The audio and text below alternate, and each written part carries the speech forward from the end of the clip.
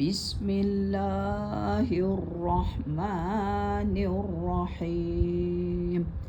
الذين ينقضون عهد الله من بعد ميثاقه ويقطعون ما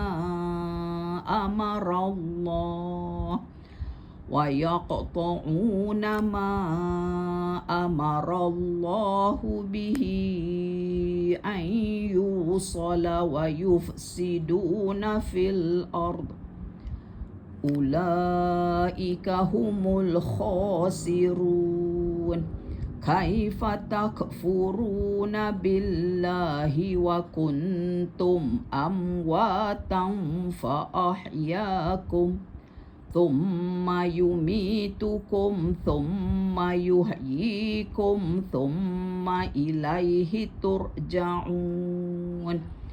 هو الذي خلق لكم ما في الأرض جميعا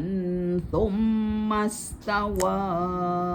إلى السماء فسواهن